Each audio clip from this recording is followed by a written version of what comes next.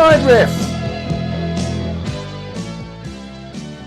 Welcome back to In From The Side. Another week, another show. I'm back with my co-host and partner in crime, Matthew Rhodes. G'day, How's it, mate. Matt? Yeah, good. How are you? Yeah, lucky, man. Good to see you. We're doing another show this week. Yeah, these are really fun, and we've been enjoying putting the content out there. We're getting bashed left and right sometimes, but the actual research and putting the teams together and everything has been super fun. It's been fun. It's always fun picking fantasy sides, like fireside chats. I used to do this when I was a kid with my dad and my brother. You always pick your fantasy Springbok side, and who would they pick? Who would we pick? So it's a lot of fun. We're having a lot of fun. Thank you to everybody who's actively participating in these debates, giving us some stick and giving us some shit on social media. I know people won't agree, but I always just say it's our opinion, and you're welcome to disagree with us. But I think, disagree, have your opinion, but share your opinion as well. You know, there's been a couple of times where people, we got a lot of stick for not picking a tight head in our replacements when we went with the England team.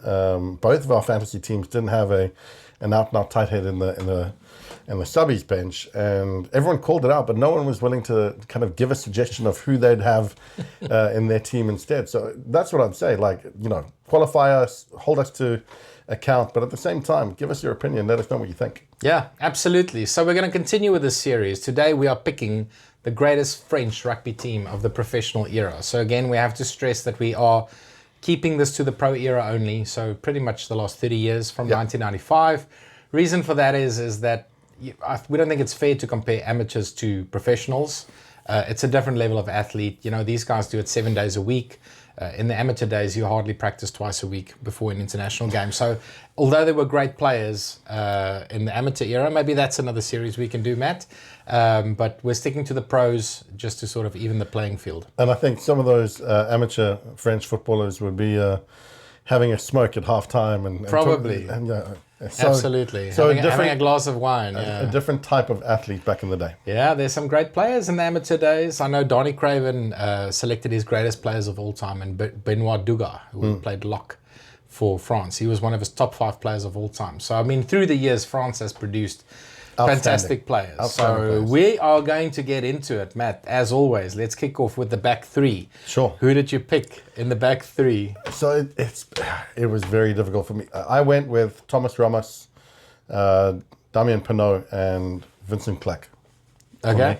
So Thomas Ramos, 41 appearances, 397 points, 7th all-time point scorer for France, despite only making his debut in 2019.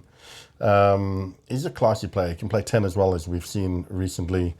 He's just so reliable. He makes good decisions, great in attack. He's just an all-round player. So for me, I went with him over Thomas Castagnette. He was the one that I was grappling with. 54 appearances, 252 points, widely regarded as an outstanding fullback. Great fly-off as well. Yeah. Played fly-off a lot. Yeah, and again, the same with Ramos, can play fly-off, fits in there nicely. But for me, I just like the way he plays. So he made my team. And then on the wings, Damien Penaud, which we talked about recently in a different show, 54 appearances, 185 points, 37 tries. He's just a dynamic finisher. Came back recently, scored against England in the Six Nations. Strong in the tackle, just a force going forward. Really good player. So he had to make my team for me. And then Vincent Clerc, 67 appearances and 170 points. Again, 34 tries. Dynamic finisher. So up there with the amount of tries, both of them, 37 tries and 34 tries each. I think if I've got those boys on my wing, I'm a happy man. Let's score some tries. Yeah. So this irritates me because I thought we would debate things and select different teams and, have a little bit of a debate. But I picked exactly the same back three. Really? Yeah, absolutely. For the same reasons? Similar reasons, yeah. And can I just stress that me and Matt, we don't talk about these things. We have a whole week to prepare, and then we get together and we do this blind. So I did pick the same back three. I went Thomas Ramos at fullback for all the reasons you mentioned. He gives you a kicking option. He's so deadly with the boot off the tee. A little bit of versatility. I think he can play fly. It's not his best position. He is an out-and-out fullback. It was very difficult for me not to pick Jean-Luc Saroni. He's one of those players that sort of straddles the amateur and pro era. He's a legend in French rugby. Maxime Medard was the other one that I thought is in with a shout. But Ramos, given his short career, relatively short career, I think he's already established himself. If Blanco played in the pro era, obviously that's a no-brainer. But looking at the pro era only, I think Ramos is the standout player there. And the same reasons on the wing. You need finishers. And French rugby is known for their French flair, counter-attacking ability, a lot of that stuff that they historically been known for that Fabien Galtier has brought back into the team. Penaud already, I need to correct myself. In one of our previous shows, I said he broke Serge Blanco's record. I think he's one away. He still needs to score one try to equal Blanco. So Blanco scored 38. Just a shout out to Serge. Didn't he score 38 tries? He scored 38. Yeah. And Penaud's on 37. So exactly. he's one away. Yeah. So I do need to correct myself. I like getting my stats right. But Penaud, not just for his finishing skills, like his game-breaking ability, his creativity, how he often puts other people on into space. He plays off the other wing a lot. You see him on both sides of the field. Fantastic player. He is going to go down as the greatest French winger of all time. He's not close to being done, but he's been around for about 8 seasons now, so he's very experienced. His dad was a French player as well. Alain Padot scored a great try against South Africa in '92. So he's got the pedigree. And then similarly, Vincent Clack, just a fantastic finisher. Yeah. I remember those 2 tries he scored against Ireland in the 2007 World Cup pool game. That put France through into the playoffs.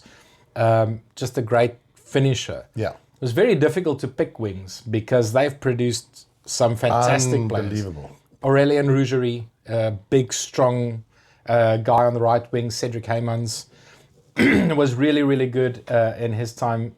Christophe Dominici, we spoke about before the show. Fantastic player. Emile Ntamak as well. Fantastic player. Could play fullback and wing.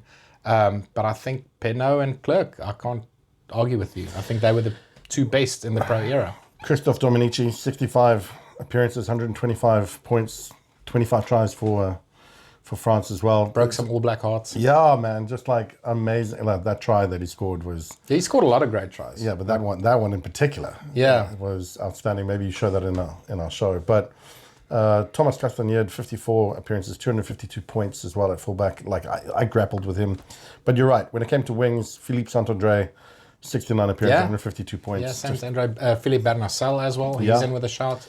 Yeah, great plenty of wings to pick from. Yeah, tough, man. But we went with the same 3. We went with the same back 3. This tends to happen every single week we speak about it. Okay, midfield. So, yeah, tough for me because you just mentioned him. He played wing as well, but I went with Ntamak at 13. Interesting. And then because I think he just needed to be in the team. And Yannick Jorzion as his partner. So Ntamak, 46 appearances, 135 points. Yannick Jorzion, 73 appearances, 103 points. For me, when I was growing up, Ntamak just embodied French rugby. Like in the back line, he was so creative, and I couldn't leave him out. So that's why I went there with him. Interesting in the midfield. Out of those, how many tests? 46 tests he played. How many did he play in the midfield, Matt? I'm not sure. I'm putting you on the spot now. I know he did play in the midfield. He did play in the midfield a couple of times, but again... Towards the end of his career, I think when he lost a bit of pace, they did move him to the midfield. That's a very interesting one. I am couldn't leave him out. 100% convinced that you'll get some feedback in the comment section. Bring it. But yeah, fantastic player. I've got very vivid memories of Ntamak playing against the All Blacks in '94 when France beat them in New Zealand. Like he was one of the standout players. So made a very big impression on a young fan early on. Again, this is a fantasy team, right? So this is my fantasy team. As long as you pick a tight head on the bench, Matt, you can pick whoever you want to the back line. I stressed to pick a tight head on the bench. Just pick a tight head on the bench and you'll be fine. Excuse me. Similar midfield, I went Yannick Jorzion at 12. I think he's picks himself. Yeah. For many, many years, he was the standout inside centre. And at outside, I went with Gaël Ficou. He played close to 100 tests, almost got to 100. He's been a stalemate in the French team for a better part of a decade. Mr. Consistency himself, strong defender, could break the line. He was everything you needed in an outside centre. I did grapple with centre because there were some great players from the years gone by. Christophe Lamazon, I remember very, very vividly. Fantastic player, could play fly off and centre. Damian Try, Wesley Fofana, Matthew Bastero. All Beast. great players. Yeah. But I went maybe with the more obvious pick of Fiku and Josion. So Fiku's on my bench. Okay. So maybe I would have gone. I actually had Fiku first, and then I was doing my research and watched. Ntamak makes my bench. So there you go. This is the thing, right? I was watching and I had Fiku there alongside Yannick Josion first, and then I just remember growing up and watching French rugby in those days, and how I used to just salivate whenever Intermac had the ball. Yeah, it was good. And, it was good, man. And for that reason, it was like an impulsive thing. As I say, Fiku was in there, and I just thought, nah, he's my guy. Like, it's the feeling. It's fine. And he went. But to have Fiku come on later in the game, again, you'll see, he's my number 23. Fantastic. Strong midfield. I dig it. Yeah. Get to the halfback combo. Who'd you go with? Halfback combo fly-off was a little bit tricky. Whenever we looked at Australia, South Africa, New Zealand, when we did these selections, England, same, we picked Johnny. You had a fly-off that dominated that position for a decade, right? Yeah. Then it makes it obvious to pick fly-off. It wasn't that obvious for me with the French, because you had Francois Trindouc, Thomas Castagnier, who played a lot at fly-off. They had some fantastic players. Jalibert in the current team, Ntamak in the current team, they're all great, but I actually went with Freddie Michalak. Okay.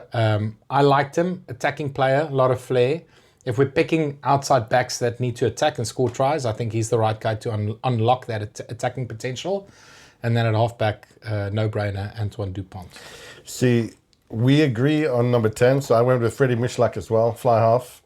77 appearances, 436 points. Again, he was, for me, the standout. And also, as a Sharks boykie, the time that he spent at the Sharks, I just loved him there. Yeah, he was great. Yeah. That 2003 World Cup as well, he had this rivalry with Wilkinson, and people were saying he's just as good. He was outstanding. Great player. Loved him at an international level. Loved him when he played provincial, when he came across to South Africa. I met him once in a pub in Port Elizabeth in 2005. He was so chill. He was just the chillest, nicest guy. Were you comparing hairstyles? We were not comparing hairstyles. I actually still had hair back in those days. But me and a mate, we did make it into the FHM. Reader of the Month with me and all the Springboks and all the French players. Really? Yeah, That's great amazing. Memory. He was part of it, but that's not why I selected him. He was a great player. Yeah, fair enough. And I agree with you. That's why he's in my team as well. I'm going to get stick for this. You're going to get so much stick. I thought Michalak was going to be the controversial one. Nah, so I went with Dimitri Yashvili Makarian for my number 9. 60 appearances. Wow. Yeah, I know. Dude. I went with him because, look, Fabien Galtier at scrum half, also a really good fantastic. shout. Anton Dupont, which you've gone with, 57 appearances, 65 points. It's not huge. And again, there's a lot of hype of him being the best in the world.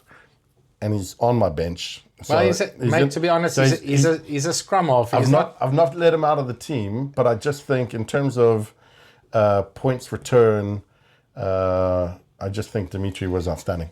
Is it expected of a scrum half to be scoring tries, and that's not what makes them great players? Outside back score tries. I don't think you can take anything away from Dimitri. I think he was an amazing player in his own right. Yeah, he could kick for poles, and he was a good player. Yeah, he was great really good. player. 373 points. And this is the other thing about France. There's no one out there with like 1,000 points. Do you know what I mean? Like, Yeah. You look at Johnny, you look at Andre Pollard. They're topping thousands, in their points tally. And France, it was hard to see who had that consistency. No one's ever dominated. Yeah. And anyway, for some reason, and this is not me just being an asshole, right? I looked at it and I thought to myself, well, Dimitri deserves a shout and he'll go on. And then I thought, if I'm going to bring someone on, I'll bring Antoine Dupont on in my bench, because I think with tired legs, he might be able to run around people better. Yeah. Okay. Yeah. Okay. Bring it. I'm not going to claim that I'm right. Right? That's not what we're doing. We are allowed to. I'm just preempting, Matt, what's going to happen here. I don't care. Bring it. But let's see what people think. I went Michalak and Dupont. I did not think we would disagree at scrum off. I thought we would disagree at fly off.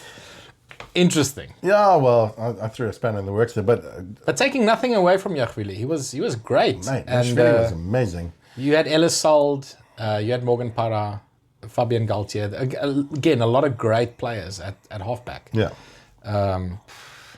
Difficult not Morgan to pick. Parra was also great. He was good. He just didn't great play player. that many tests, so I think that sort of disqualified him for me. For me, it was between Dupont and Galtier. Galtier was World Player of the Year in 2002, and then 19 years later, Dupont was World Player of the Year. So Galtier makes my team as well, so I didn't leave him out. you picked 2 scrum offs on the bench. We'll see. Oh, Matt. Okay. No, you're making it fun, mate. That's Yeah. all I can say. You're making it a hell of a lot of fun. Okay, that's the back line done and dusted. Loose trio was super difficult. Yeah. So many great players over the years that played for France. I was swapping in, out, like, and I went with my head and not my heart, because the one person who missed out, we'll talk a bit about, I'm sure. But who'd you go with? I went, number 8, I went Emmanuel Harry Nordicki. Yeah. I liked him. Olivon's great. Aldred's great. Fantastic players at number 8. But Harry Nordicki was, when he played, he was so dynamic as a ball carrier. Yeah. Like, he was just an athlete. He could probably play in the back line if he wanted to. He won the Six Nations 5 times. He was, I loved him. He was a fantastic player. Strong ball carrier, solid in defense, tall, rangy, big guy. Loved him. I thought he was brilliant. And then on the flanks, the one is obvious, I think, is Thierry Dusautois. Yep. World Player of the Year 2011, French captain. He made, I can't get the number correct. Unbelievable. I think The amount of tackles. he made something like 30 tackles in that World French Cup final World Cup, in yeah. 2011.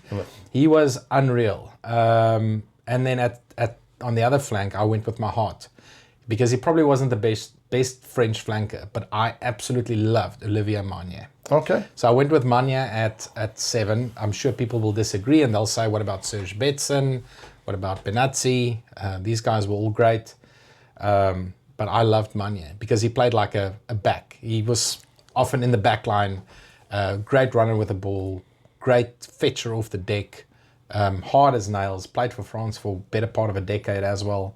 And I like that combo. Harry Nordicki, Magnier, and Dusautois. That's my back 3. Who did you pick? And clearly we both like them for the same reasons, because they went with the same 3. Really? Yeah. Well, sorry, we're mate. supposed to debate this. You're No, but supposed to pick different players. So for me, again, Serge Benson. I had him in my team. I just love the way that he played. He was Thierry great. Dusautois, I thought, wrote his name in it. He's also my captain as well. Yeah, he's mine as well. Nicknamed the Dark Destroyer, because he would just... but also very, very outstanding as a captain, and just tactical as well. Again, Serge Benson, 63 appearances, So good. 45 points. He was nicknamed the Grim Reaper. You know that? I didn't know that. Yeah, so regarded as one of the fierce tacklers in the game.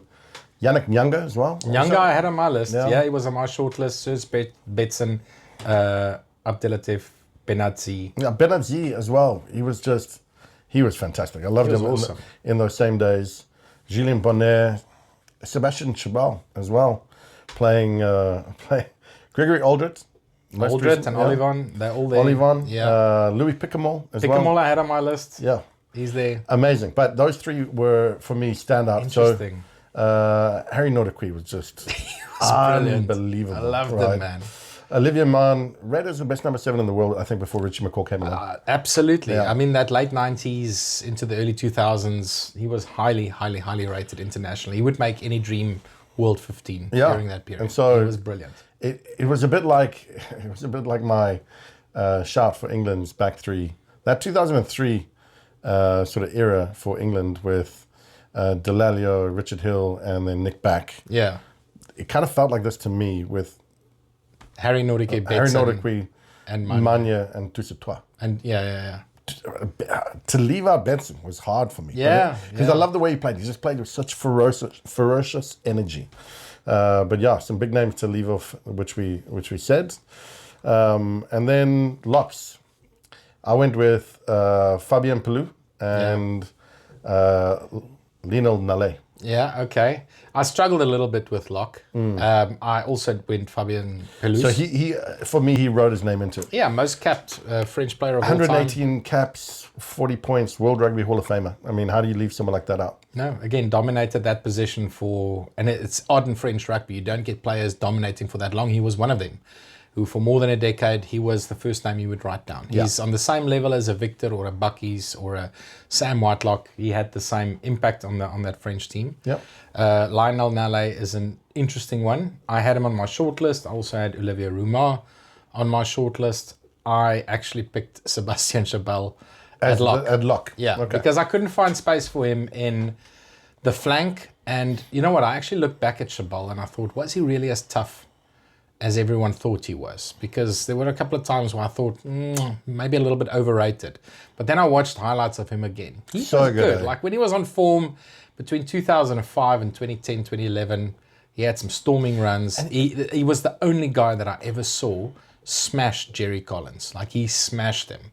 And I've never seen that before. I'm like, who does this to Jerry Collins? So he was tough. And I like him in that side. Well, am I right in saying he also came through at quite a later stage? Yeah. He wasn't like a breakthrough young talent. He kind of had a late showing. He made his debut relatively young, but then he sort of went off the boil and they never picked him. And then he grew the beard and the long hair and he looked intimidating and he came back into the side, but he actually played a decent game. Yeah. So, but Nale as well. 74 caps, 45 points. Yeah. I think he actually spent quite a bit of time alongside Fabien Pelouse. They played for many years together. So as a locking combination, when I was looking at it, because you're right, that there's Olivier Merle, 45 caps. He played until 97, so he qualified. He does qualify. Romain Tofu, I can never say his name. The current Taufifenua. Yeah. Yep.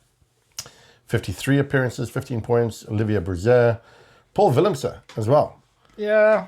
Again, not many appearances, but also a hard player. Good player. He's currently injured. I don't know if he's going to make it back. Thibaut Flamet. Yeah, as well. Flamet was good. So there was I had Pascal Pape on as well. But again, no one really. And not then, a standout, really. So then, Fabien Pelouse, Lionel Nale. You went with a combo. The combo, yeah. Okay, interesting. Yeah, interestingly enough, not a lot of great standout locks. A lot of guys that played 50, 60 tests, 40 to 60 tests, but yeah, okay. Olivier Muro, by the way, up until I know he qualified 97. He's a rough player. He was your enforcer in those early days before, when it was still amateur and then turned pro. He just loved a scrap. France was a tough team because they had Roumar, they had Mull, they had Benazzi, all in that pack. Laurent Caban, tough players, man. They were tough in the 90s. Okay, that's the locking partnership. What does your front row look like? Who did you pick? I went with the bus. Yeah. So Nicolas Ma, 85 appearances, 5 points. Raphael Ibanez at hooker, and Sylvain Marconnet. Yeah. Yeah, we got two out of 3 the same. So I also went Marconnet at tight head, Raphael Ibanez at hooker, and then I went Christian Califano at Lucet. Yeah, I like Califano. Like we just spoke about that late 90s French side. He was one of the enforcers, strong scrummager, never gave an inch. I think on tight head Marconnet is the obvious choice. Hooker, I actually struggled. And sorry, I'm stealing your thunder here, Matt, but Ibanez I did pick, but that Dmitry Swazevsky, Peter Movaka and the current team is so good. We speak about him often. We do. Guilherme Girardo also almost played 100 tests. There's so many good players. But Ibanez, I think, French captain for many, many years. Yeah. Awesome player. Hard to leave out, and also like a stalwart.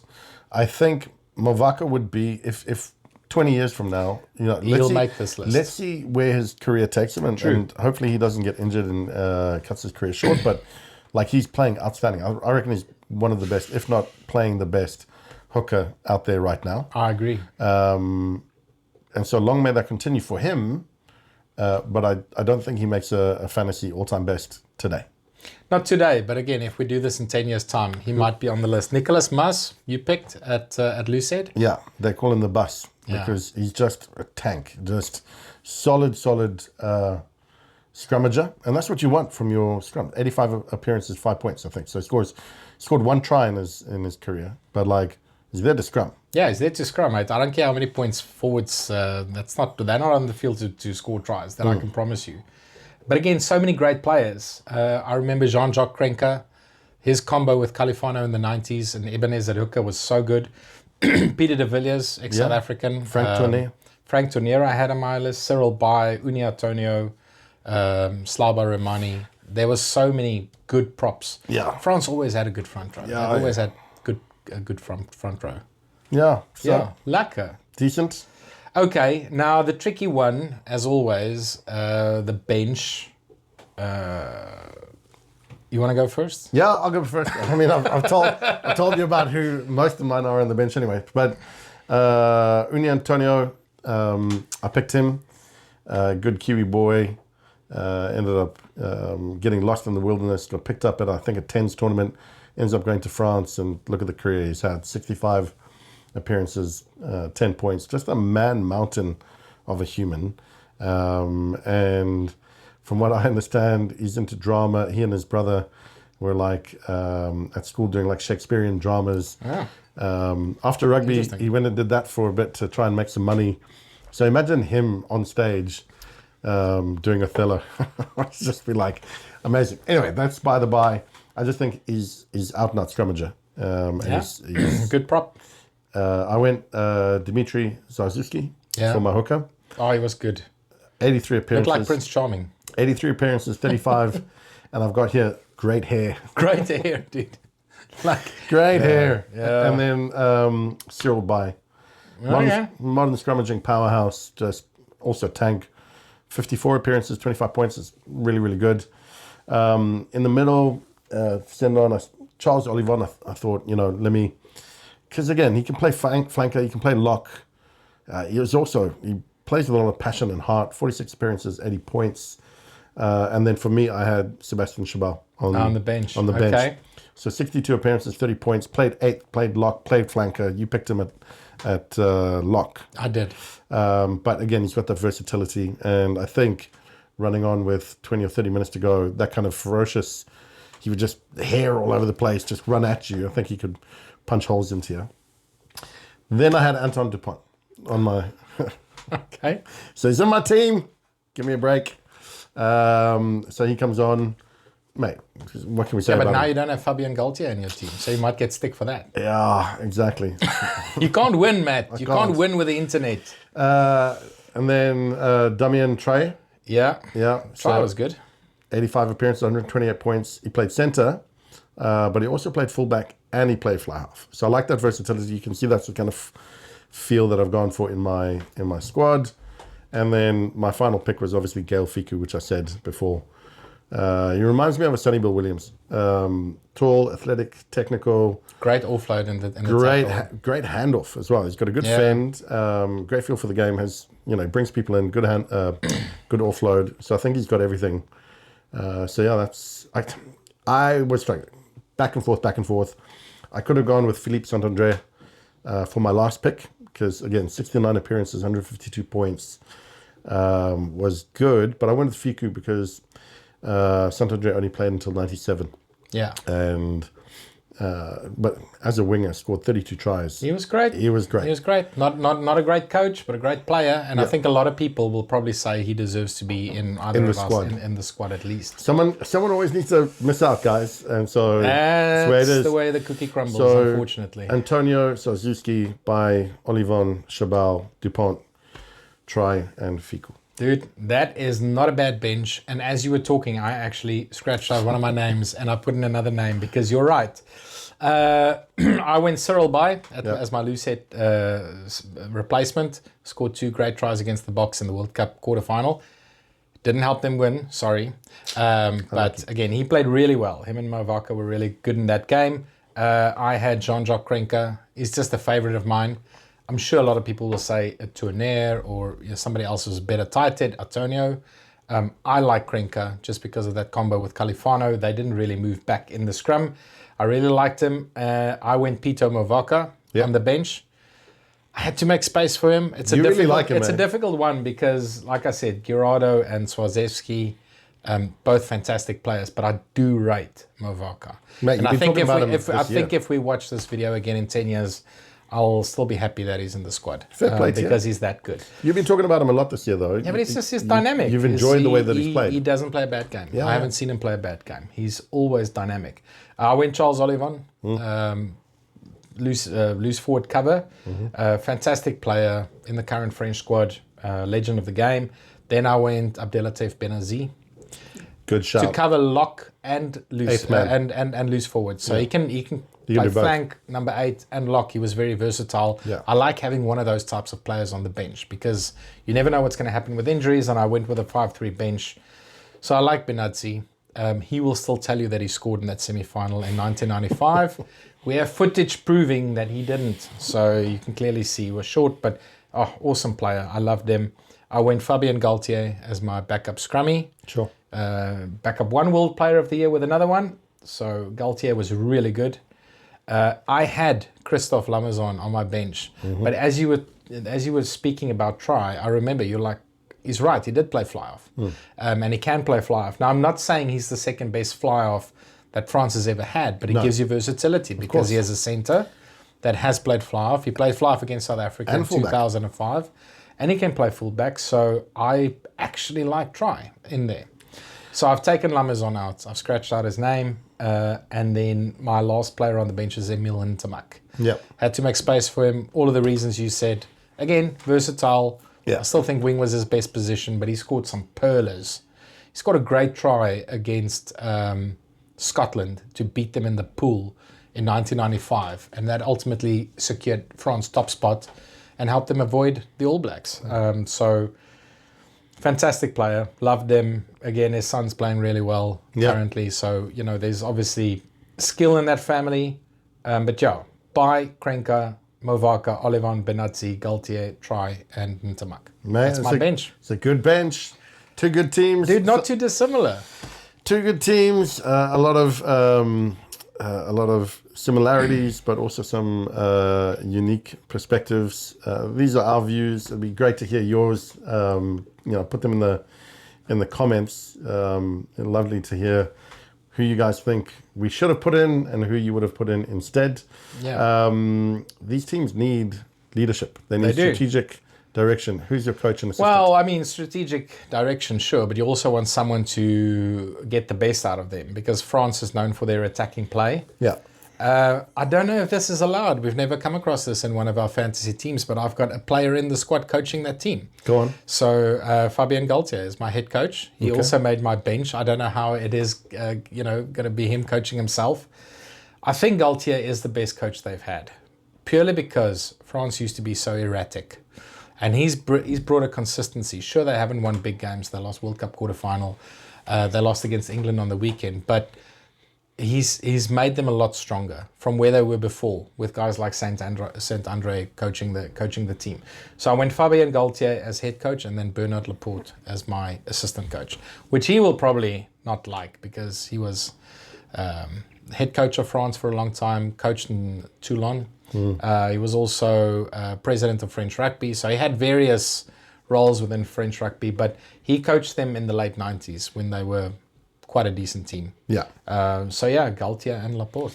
So I went Laporte and then Galtier. Oh, okay. So Bernard Laporte, two Six Nations Grand Slams, so 02 and 04. Yeah. Two Six Nations wins in 06 and 07. He led France to 2 World Cup semi-finals in 03 and 07.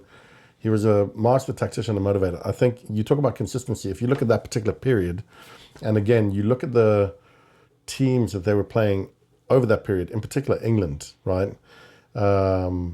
Just outstanding. I think it was 2003 or 2002, 2004, one of the Grand Slams where England had to beat them by 18 points in the final. And I mean, you look at the team they're up against. Again, that's that 2003 World Cup winning team. And yet they were formidable. And so for me, great man manager. And I thought assistant had to be Fabien Galtier because of what you said. He's transformed the modern French rugby side. He's a master tactician. They're a world-beating team now. And he's also a player developer. So I think the two of them would combine well. But I'd have Laporte as my main coach. Fantastic. Can't fault that. Great team, mate. This was a lot of fun. I thought we would debate a lot more, but we as always, we tend to agree. So we'd love to hear from you guys out there in internet land, in YouTube land. Give us your comments in the comments section. Who do you think should have made this fantasy French side? Remember, we limited the selection to the pro era only, so the last 30 years. I don't want to hear Philippe Sella and Serge Blanco. These guys obviously would have made the greatest of all time, but you know they didn't qualify for our selection criteria. So we're going to do this again next week, Matt. Yeah. We had some requests from some of our loyal watchers. You asked for it. We deliver. Asked for it. We will deliver. Next week we are doing Wales. I think a lot of discussion currently around Wales. They've got an interim coach. Gatlin's gone, so I think maybe we can play a small little role just to sort of reinvigorate some passion into Welsh rugby interest. And talk about some great players from the last 30 years. It's going to be fun. That'll be a lot of fun. Yeah, that'll be a lot of fun because they've had some real success under Gatlin. A couple of Grand Slams, a lot of British Lions that they've delivered. And that should not be forgotten as well. I know that he's left this week. I saw a fantastic tribute online from, I think, his daughter, who spoke, obviously really highly of him. But Wales have had some of their best moments as a nation, supporting their rugby team under his guidance and leadership. And it's sad to see him go. We didn't advocate for it, but I think we could see the writing on the wall. And Absolutely. So we called it last week in our show. I think his head was for the chop, and actually he had a really tough job coming back. He tried to steady the ship and deliver value again, and it's just not worked out. So all the best to him and what he does next, but interesting to see what the Wales team are going to go and do going forward. Yeah. And who we're going to pick as a team next week. It's going to be interesting if any of the current squad makes your team, Matt, but we will get to that next week. So tune in again next week, Tuesday. We will have our Fantasy Wales team of the last 30 years up on the YouTube channel. Thank you so much for watching. Give us a like and a subscribe. Click the little notification button at the bottom of the video so that you get updates on all of the new content that we post every single week. Follow us on Facebook, Instagram, TikTok. We post videos every single day. Thanks for being part of this community. We're having a lot of fun, and we will see you again next week. Cheers. Cheers.